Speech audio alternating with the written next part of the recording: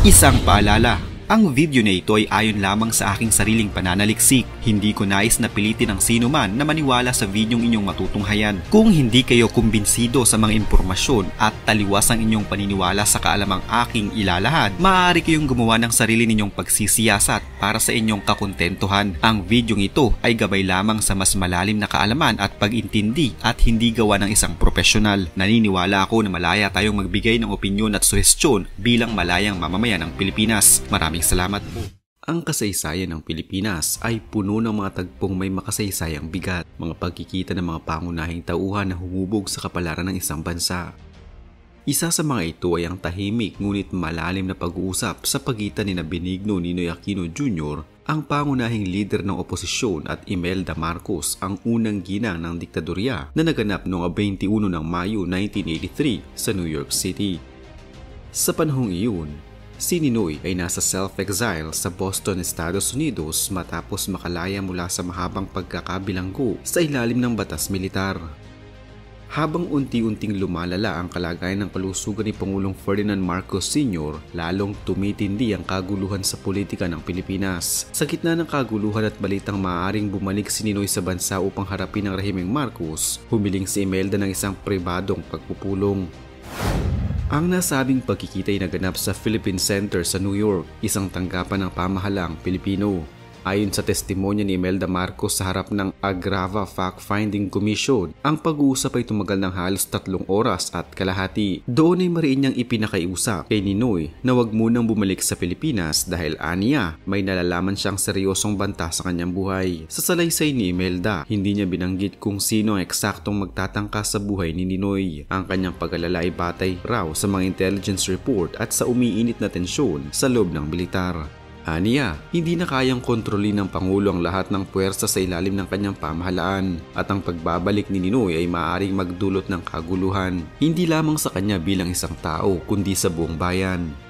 Ngunit para kay Ninoy, ang pananatili sa Amerika ay tila isang anyo ng pagtakas sa kanyang pananagutan bilang leader ng oposisyon. Pinakinggan niya ang mga babala ni Imelda, ngunit nanindigan siyang ang kanyang pagbabalik ay hindi para maghimagsik, kundi para makipag-usap sa administrasyon at hanapin ang kapayapaan sa pamamagitan ng dialogo. Sa mga salitang ito, pagaman tila profesional at mahinahon ang naging takbo ng usapan, hindi may kakailang bigat ng emosyon sa tagpong iyon. Ang isang matatag na lider ng oposisyon at ang makapangyarihang ginang ng Malacanang ay magkaharap sa isang banyagang lungsod, parehong mulat sa delikadong maaaring kahinatnan ng kanilang mga desisyon. Isa sa kanila ay nananabik sa pagbabalik upang harapin ang bayan, at ang isa naman ay tila desperadong pigilan ito upang iwasan ang isang nakatakdang trahedya.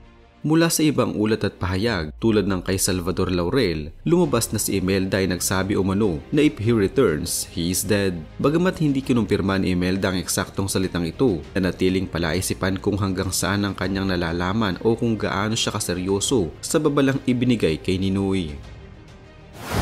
Pagkatapos na kanilang pag-usap, naghiwalay sila sa tila malamig ngunit mabigat na katahimikan. Hindi na muling nagkita sina Ninoy at Imelda. Mahigit 3 buwan matapos ang tagpong iyon, bumalik nga si Ninoy sa Pilipinas at sa mismong araw ng kanyang pagbabalik, 21 ng Agosto 1983, siya ay pinaslang sa tarmac ng Manila International Airport.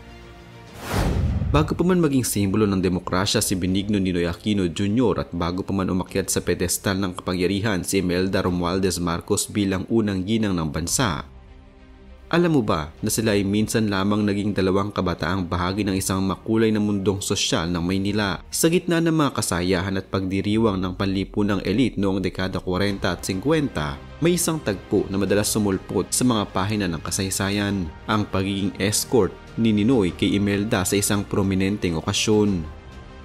Ayon sa mga panayam at ilang biographical na tala, minsan din naging escort si Ninoy Aquino ni Imelda Romualdez sa isang social event, maaaring sa isang beauty pageant o debut ball, kung saan tampok ang kagandahan, talino at prestihiyoso ng mga kabataang galing sa kilalang pamilya. Si Imelda noon ay kilala bilang isang magandang dalaga mula sa Leyte, aktibo sa mga patimpalak ng ganda at kultura, samantalang si Ninoy naman ay isa ng batang mamamahayag at bagitong politiko mula sa Tarlac. Hindi may kakaila na may natural na magnetismo ang dalawa. parehong matalino, parehong sanay sa entablado ng publiko at parehong may ambisyong higit pa sa pangkaraniwan. Subalit ang ugnayan nila ay nanatiling nasa antas lamang ng panlipunang interaksyon.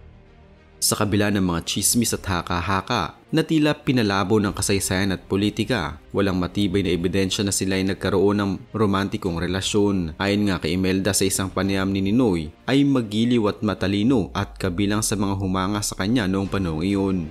Ngunit malinaw na ito'y dumaan lamang bilang isang yugto ng kabataan at panandaliang tagpo sa isang kasaysayang panlipunan. Ang ganitong pangyayari ay tila simpleng alaala lamang ng nakaraan, ngunit sa konteksto ng kasaysayan, ito'y magiging mahalagang simbolo ng kung paanong nagtagpo at kalaunan ay nagbanggaan ng dalawang makapangyarihang personalidad ng bansa. Ang pagiging escort ni Noy kay Imelda ay hindi naging simula ng pag-iibigan, kundi isang aninong paalala na minsan ang mga landas ng mga dakila ay nagsimula sa tahimik na tagpo, hindi sa sigawan ng Senado, kundi sa musika ng isang saliw ng sayaw. Bago pa man sumiklab ang matinding tunggalian sa pagitan ng dating Pangulong Ferdinand Marcos Sr. at Ninoy Aquino Jr., mayroong naunang ugnayan at pagkakakilanlan sa pagitan ng dalawang pamilyang ito na nagmula sa magkakalapit na probinsya sa Visayas. Kilala si Imelda Romualdez na naging pangalang Imelda Meldy Marcos matapos mapangasawa si Ferdinand Marcos bilang isang prominenteng anak ng Romualdez family na taga Tacloban, Leyte. Tinagurian siyang Rose of Tacloban at dahil sa kanyang kagandahan, talino at sosyal na karisma na nagdala sa kanya sa entablado bilang Miss Manila noong 1953. Sa kabilang dako, si Ninoy Aquino, isang batang may pag-asa at hinahangaan sa larangan ng politika at lipunan, ay isang malapit na kamag-anak ng mga Romualdez, kaya naman madalas siyang bumisita sa mga pagtitipon ng kanilang pamilya. Bilang isang sikat na binata at sosyal na personalidad sa kanyang henerasyon, naging escort si Ninoy sa ilang beauty contest at iba pang mga sosyal na pagtitipon, kaya't natural lamang na maging malapit siya kay Imelda, lalo na matapos itong maitanghal bilang Miss Manila. Ang kanilang pagkakaibigan ay hindi lamang nag-ugat sa politiko kundi pati na rin sa mga personal at sosyal na ugnayan, kung saan nagkaroon sila ng pagkakataong makilala ang isa't isa sa mas malalim na antas bago pa man sumiklab ang hidwaan sa pagitan ng kanilang pamilya. Sa kabila ng mga pagkakataong iyon, hindi naging madali ang relasyon nila dahil sa pag-usbong ng politikal na tensyon sa pagitan ng mga Aquino at Marcos. Ngunit ang panahong ginugol nila bilang mga kabataan, naghatid ng isang kwento ng pagkakaibigan at ugnayan bago tuloy ang bumagsak ang pader ng alitan sa kanilang mga pamilya. Hanggang sa kasalukuyan, nananatiling bukas at hindi ganap na nalulutas ang kaso sa pagpaslang kay Benigno Ninoy Aquino Jr. noong Agosto 21, 1983. Matapos ang makasaysayang People Power Revolution noong 1986 na nagpatalsik kay Ferdinand Marcos Sr., isinagawa ang isang malawakang investigasyon tungkol sa pagkamatay ni Ninoy. Ilan sa mga sundalo na direktang sangkot sa pag-atake sa paliparan ang nahatulan at napanagot sa korte. Subalit nananatiling misteryo at usapin kung sino talaga ang utak o mastermind sa likod ng brutal na krimen. Maraming mga ebidensya at testimonya ang nagtuturo sa pinakamataas na antas ng pamahalaan noon, partikular kay Marcos at sa kanyang rehimen, ngunit wala pang formal na paglilitis na nagpatunay ng ganito ng malinaw. Dahil dito, marami pa rin ang naniniwala na ang katarungan ay hindi lubusang naipagkaloob kay Ninoy at sa kanyang pamilya. Ang pagpaslang kay Ninoy ay hindi lamang simpleng insidente ng karahasan kundi naging simbolo ng sistematikong pang-aabuso ng kapangyarihan at kawalang hustisya sa panahon ng diktadorya. Ang kahalagahan ng kaso ay higit pa sa personal na trahedya. Ito'y nagbunsod ng mas malawak na kamalayan at pagkilos ng sambayan ng Pilipino laban sa mapaniil na rehimen.